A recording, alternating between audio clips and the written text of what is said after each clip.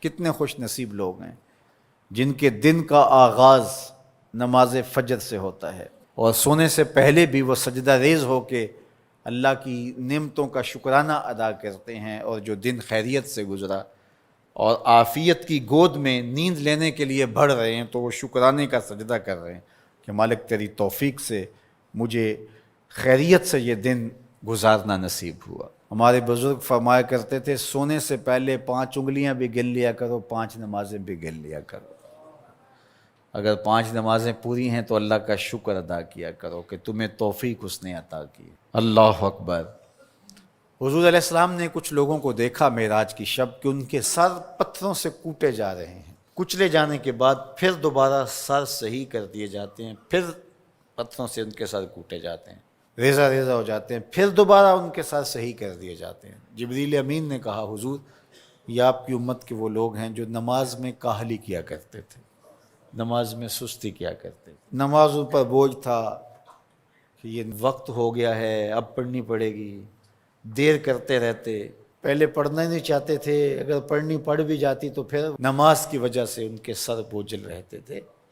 آج ان کے وہ سر کوٹے جائیں گے۔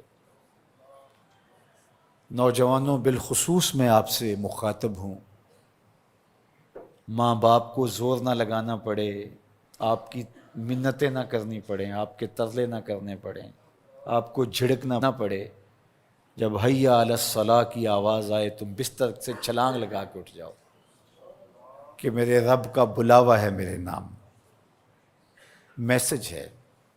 طلباء سے کہوں گا کہ استاد کو بیدار نہ کرنا پڑے تمہیں، جب اذان کی صدا آئے تو خود اٹھ کر کے مصلی پہ آ کے بیٹھ جاؤ کہ میرے رب کا بلاوا میرے نام آیا ہے۔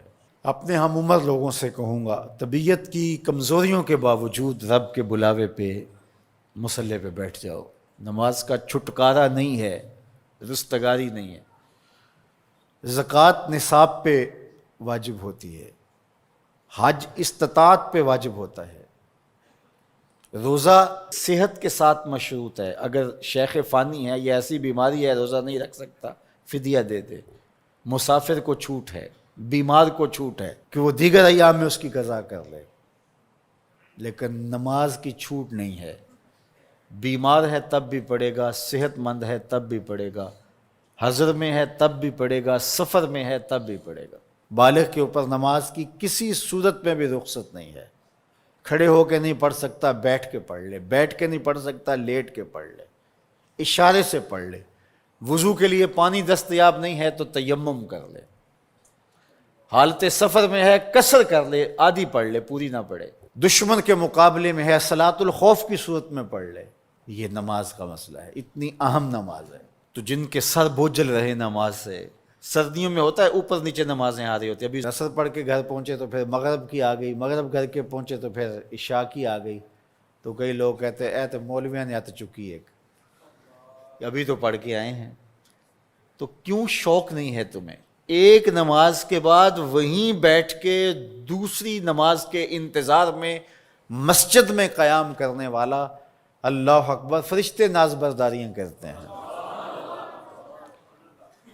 مسجد میں صحابہ بیٹھ جاتے ہیں، ایک نماز پڑھی اب دوسری پڑھ کے جائیں گے، دوسری پڑھی تو اب تیسری پڑھ کے جائیں گے، اور جب نماز کا وقت آتا تو وہ انتظار کرتے کہ ابھی تک اذان نہیں ہوئی، اور حضور جب حضرت بلال حبشی رضی اللہ تعالی عنہ کو اذان کے لیے کہتے تو کہتے ارحنا یا بلال، بلال اٹھو ہمارے دل کو راحت پہنچاؤ۔